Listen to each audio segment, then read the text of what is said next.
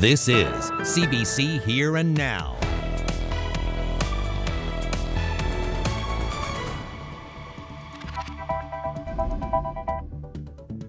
Good evening and welcome to Here and Now. Turning to tonight's top story, Conservative leader Pierre Poilievre is calling on this province to help build ships for Canada. He was in town today where he also answered controversial questions on this province and Quebec. CBC's Laura Howells reports. But it's not just crime that Liberals have brought to Newfoundland and Labrador. There's also costly inflation. Pierre Poilievre delivered a familiar message in downtown St. John's, but also called for this province to be more involved in federal shipbuilding. Conservatives are calling for Newfoundland and Labrador to be officially integrated into the national shipbuilding strategy, which could include potential partner shipyards such as Bull Arm, Cowhead, and Port Argentia. Newfoundland and Labrador could compete for contracts to build Navy ships, Poilievre said, or spin-off work from Canada's new submarines. It could be in the billions of dollars of opportunities for Newfoundlanders and Labradorians. With Argentia name dropped, local mayor Jamie Neville was at the presser. The land is there, the space is there, and there's not actually the conversation I had with Pierre Poilievre after our interview. He was even saying too, there's not a lot of space in Canada for ship and ship repair and that, and a lot of these places that are congested. Argentia is a ice-free port, and it's a large port, and actually it's larger now because of this project that went on, because they dredged it all. And the infrastructure, a lot of it is in place. In my very first press conference that I've ever been involved in, new MP Jonathan Rowe excited for his leader's ideas. I look around at my classmates that graduated high school with me, graduated university for me, and they had to leave. They had to leave to find good work. We need young people to be able to stay here, build a home, have a family, have grandkids at grandma's table at Christmas. After his speech, Poilievre was asked whether Ottawa should get involved in Churchill Falls negotiations. His answer, no. I think we should leave it to the two parties to hammer out a deal. It's a bilateral partnership between the two provinces, and I hope they come up with something that is fair for both provinces. Prime Minister Mark Carney has said negotiations are mainly between the two provinces, but hinted the feds could intervene. Poilievre also got questioned on the Parti Québécois' call for compensation for its disputed Labrador-Quebec border. I've been traveling throughout Quebec continuously for the last 4 years. I have not had a single Quebecer tell me that the border with Labrador is a priority for them. Their priorities are affordable groceries, affordable gas, affordable homes, safer streets.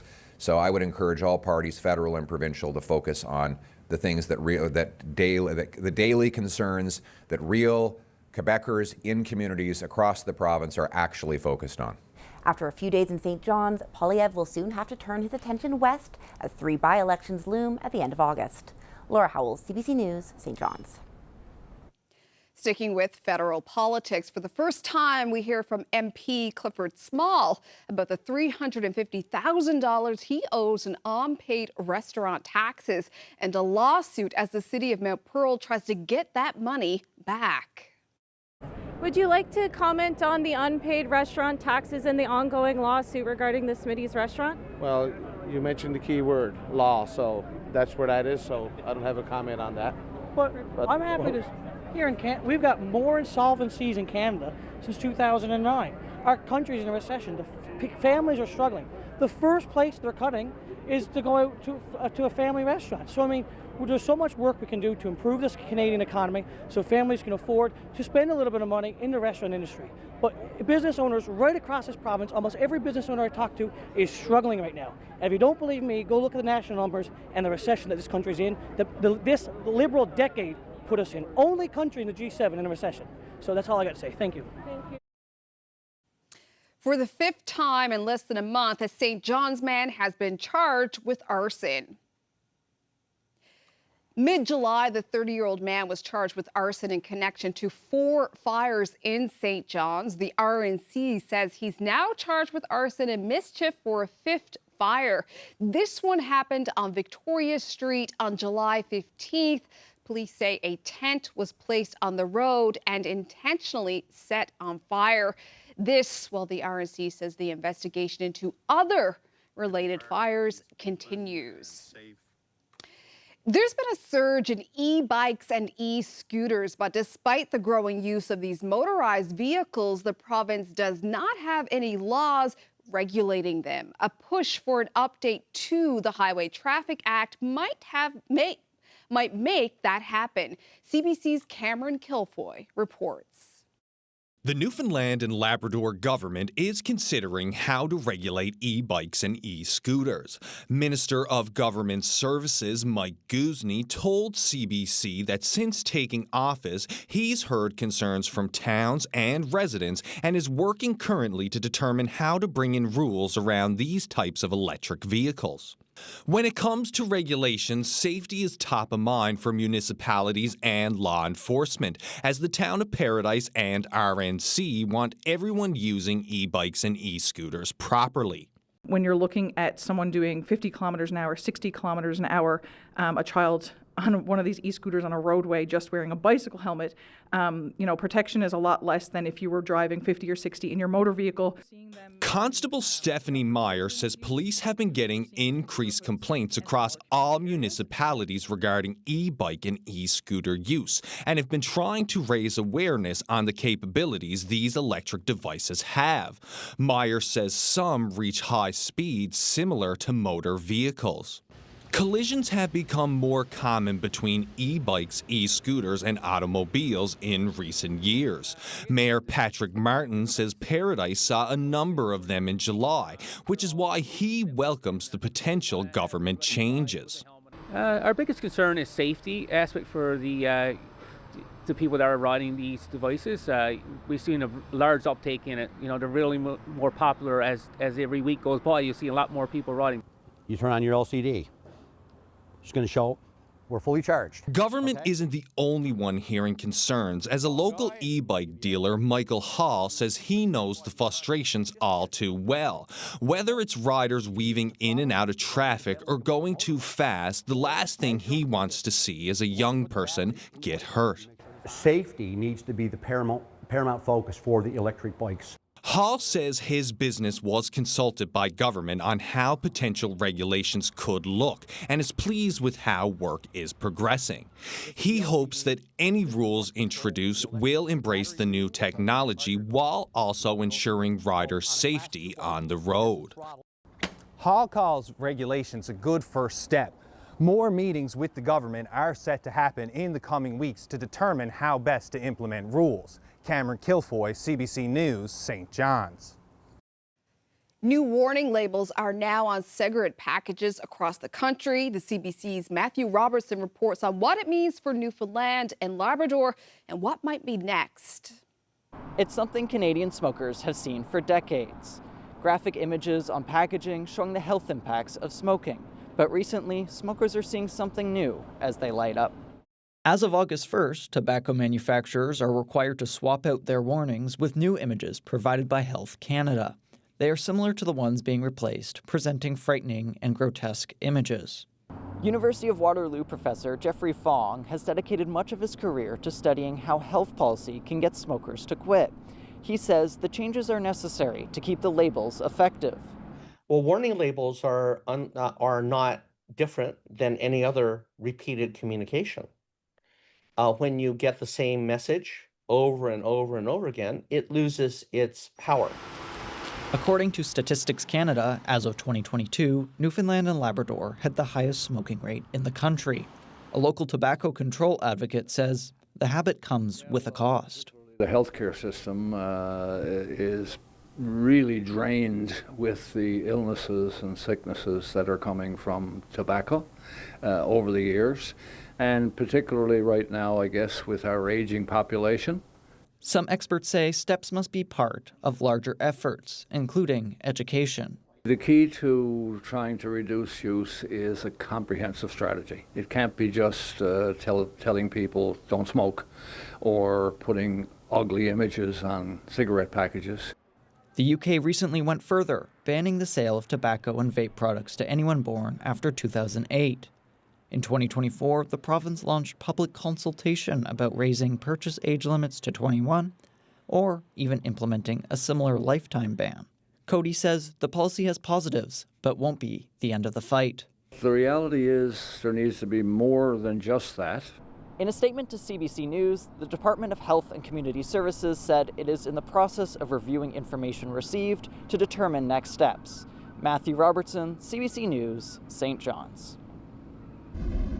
After months and months of preparations, the Newfoundland and Labrador Summer Games have finally come to the West Coast city. Organizers are very busy preparing those last-minute tasks before all of the athletes arrive Saturday. Volunteers sort and pack welcome bags for thousands of athletes, like Ashford Pierce, who will swim competitively. Well, the races are just really fun. Getting to compete with other swimmers from all across the island is just great, to compare times and see who can just win. Pierce hopes to bring home a medal in the butterfly event, in the newly renovated pool at Corner Brook's new recreation center, complete with a digital scoring system. The timing clock to finish your swim and then to be able to look up and see your time on that big screen, it's awesome. His brother agrees. It's cleaner and nicer, and it's easier to have all the teams out on deck. And we also have a warm-up pool. The Civic Center is buzzing with excitement as staff prepare the space for the opening ceremonies. And across town, we have a full crew of volunteers at our high school and our intermediate who are getting all those rooms ready for the kids to come. So it's a bit chaotic here, but in the best way, and we're all just super, super excited. Super excited for 1,500 athletes, 10 sports, and one epic opening ceremonies here at the Civic Center. I mean, to have 1,500 teenagers show up for a week in Corner Brook and to see their excitement at the opening and when they compete and the friendships they create, I mean, that's what it's all about, really. Pretty much everything. Staying at the school and the opening ceremonies and a lot. You know, the athletes, their families, their coaches, and the community are so looking forward to this week of events. Starting off, of course, with the opening ceremonies Saturday night at the Corner Brook Civic Center. And the very first soccer game will be played right here on Sunday morning at 8:30. Colleen Connors, CBC News, Corner Brook. Hope Air, who cover medical flights for people up front, are celebrating 4 decades of doing that charitable work. They touched down in St. John's today, celebrating helping Canadians travel in and out of remote areas to access the health care they need. The Give Hope Wings expedition is traveling across Atlantic Canada, raising awareness of the importance of medical travel. Hope Air provides free flights, accommodations, and meals. We've had a massive expansion in our services in this province in the last few years. Services have increased. Actually, they've quadrupled since 2022, and this year they've gone up 75% over last year. So we're seeing this increase in the need for our services year over year. We need funding to match that. So we're hoping that this program that we have at the provincial government will become permanent, and also, of course, that we continue to have great fundraising events like this, and we can count on our local corporate community to come out and support Hope Air and fill the gaps. They came out, they raced, and these rowers are celebrating taking home the top prize in this year's Regatta Championship. This is our 3rd year winning the championship, but it's actually Katie's 10th championship in total, and her sister, who's on the crew, it's her 7th consecutive win. So there's a lot of championships in the crew, but each one is super special, so very excited to do it again today. It's an incredible community, and it's just an amazing sport to be a part of, and yeah, I just feel so privileged. We lost our rowing coach this year, so well, last week, and so the championship race, all we were thinking about was him. It's my first championship down here, so to finally be able to do it after a few kicks at it is, again, yeah, huge relief, huge relief. I play other sports, but there's nothing like this. There's nothing like being on the lake here Regatta Day and soaking it all in. I mean, it's a sport that's unique to us. Nobody does this. So, you know, I find it a privilege to be able to do it, and I consider myself lucky. Here's a live look at the Parkway in St. John's. When we get back, Ashley's here with your weather details.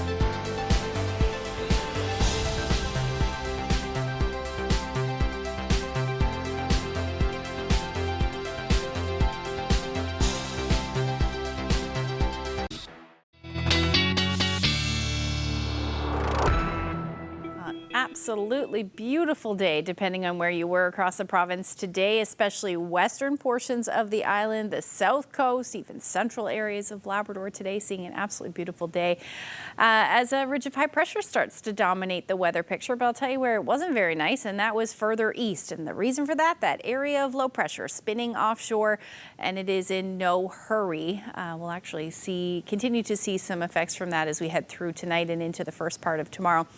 But the ridge may win out as we head through the day tomorrow. Temperature-wise, teens pretty much all along the northeast coast struggling in Twillingate today. 12 degrees, 13 in Bonavista. Did reach 15 in St. John's today. But this onshore flow means the best weather is on the west coast and the south coast. In fact, the best place today, Port aux Basques at 28 degrees. Burgeo 26. It has been a while since you've seen that temperature, especially on today's date, because that record is 25 degrees in Port aux Basques back in 1920. So it has been many, many years since you've seen a August 6th this warm. In August 6th, this warm rather, and then 2022, that was the record, the previous record in Burgeo rather, but you've smashed that through the day today. Taking a look at what's going to happen as we head through the night tonight, we're going to continue to see some of that cloud cover, fog patches, drizzle, patchy at times along the northeast coast there.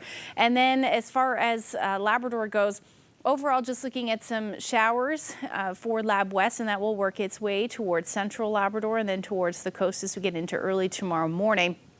But other than that, not a whole lot going on. Overnight lows, they will drop though tonight, and you'll be talking about lows tonight somewhere between 10 to 14 degrees across the island. Warmest will be in Happy Valley Goose Bay at 17 degrees tonight. Otherwise, somewhere between 9 to 13 for the rest of Labrador. Now, as we look ahead to tomorrow, that area of low pressure is going to continue to pull away, and it should take that cloud cover with it as the ridge of high pressure tries to dominate the weather picture. But we will see some showers and potentially some thunderstorms. There is some fuel around for the Happy Valley Goose Bay area, and some of that may continue. We may see some lightning continue as it heads towards southeastern portions of Labrador tomorrow. So if you do have any outdoor plans, just make sure you keep an eye to the sky tomorrow because you could be seeing some heavy rain and hearing some rumbles of thunder and seeing some lightning through the day tomorrow. Now, this is when the best chance of seeing some sunshine will be. Hopefully, that area of low pressure moves far enough away that we will see that line of cloud cover, but sometimes it just likes to hang out right at the edge of the coast. So if we don't see clearing right along the coast there for the Avalon and up the northeast coast, then hopefully we'll see it a little later in the day. But overall, it should be an absolutely beautiful day, again, for the west coast, southern areas of the island. But we will see some of that shower activity late Friday, move towards the northern peninsula, maybe along the northeast coast as well through the first part of Saturday. But Saturday is looking like a mix of sun and cloud for most areas across the island. Labrador a little bit nicer as far as that sunshine is concerned. But overall, things quieting down until we get to about Sunday. Then an area of low pressure to the south is going to bring some more shower chances, mainly south, but we'll see how far north that goes through the day. Now, as far as temperatures go for tomorrow, again, struggling along the northeast coast. Those northerly winds, thank you for that. Other than that, mid to upper 20s tomorrow again for most areas, even through central as well. We'll see mild temperatures along the coast and along the strait there, the southeast coast rather. Otherwise, teens will be the story. And then Lab West, 24 degrees tomorrow in Lab City, 21 in Churchill Falls. Taking a look at the long-range forecast, St. John's and eastern Newfoundland, by the time we get into Sunday, we should just be seeing a mix of sun and cloud. Actually, we should start on Saturday. We'll likely see sun and cloud, but there may be a few showers in the mix. Sunday looking fairly decent. Then Monday, Tuesday will return to the chance of some of those showers, but temperatures will generally be in the teens and 20s. Now, a little warmer for central Newfoundland. Rain will arrive on Monday and showers will continue into Tuesday. That will be very similar to western Newfoundland, although temperatures will be cooler for you. Now, for Labrador, beautiful weekend, especially central and east, 23, 26 degrees, but showers arriving again next week. And then by Monday for western Labrador, you'll be looking at your temperatures hovering around the 20-degree mark. Your weather photo of the day taken in Petty Harbour. It's a moody day. Thank you for that. If you have any weather photos you'd like to share with us, you can send them to nlphotos@cbc.ca.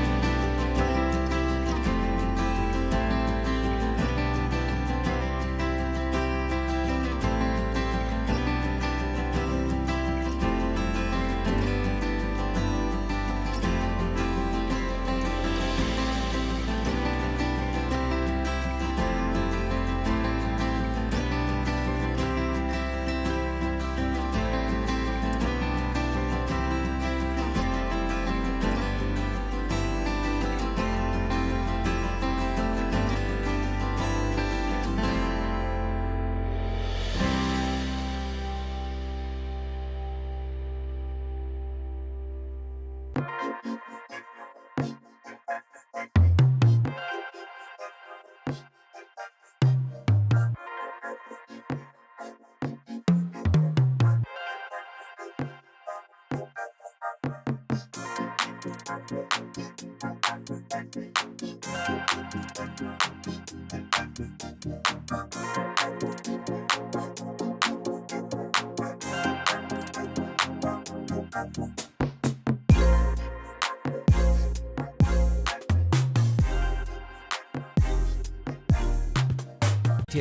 a busy time of the year for this community, but Fogo Island is stuck between a rock and a hard place.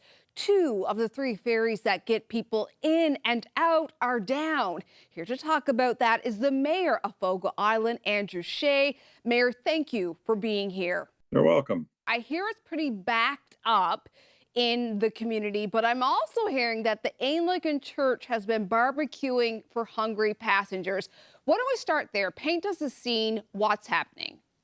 Oh, well, there's people been there since probably 4 o'clock yesterday evening. I don't know if there's people in the cars, but the vehicles, there was over 50 cars left overnight. So some of those people could have been there since then. I know the church is providing hot dogs and things like that. We have some of our staff up there passing out water and other things to, keep them as comfortable as we can. You are having trouble getting in touch with government to find out a timeline here. What's frustrating about that? Well, when I first got up this morning, I started calling. I called Looseport, which is the place to call. Didn't get anyone, left my number. Nobody called back. Then I called Stephen Power at the Minister of Transportation's office, or in the transportation office anyway, and he was off, of course. And I phoned back to the minister's office, and I was just talking to the secretary, and she told me basically to call back to Looseport. And I haven't had a call today on what's happening with the ferry or anything. From your point of view, what do you think we are losing out on by not having regular, reliable services? Well, you can't help when ferries give out, but like this is our main time in the summer. This is August month. Our big festival is coming up 2 weeks' time, and everything is on the go. Like the number of cancellations tonight for bed and breakfasts, we're all sold out, and very few is getting here tonight. And some of them could be booked for 2 or 3 days and canceled, and that's devastating, right? Our service has been really good this year, as far as I'm concerned. Since the veteran came off service and the Beaumont's been down there, we've been doing really good. Very rare is anyone left behind. But when those things happen, you just got to bite the bullet and try to do the best we can. But communications is very important, for people to know what's happening. Mayor Shea, I am so happy to speak with you today, and I hope this situation improves. Take care. Take care. Bye. We've reached the end of our show. Back again tomorrow. Hope you can join us then.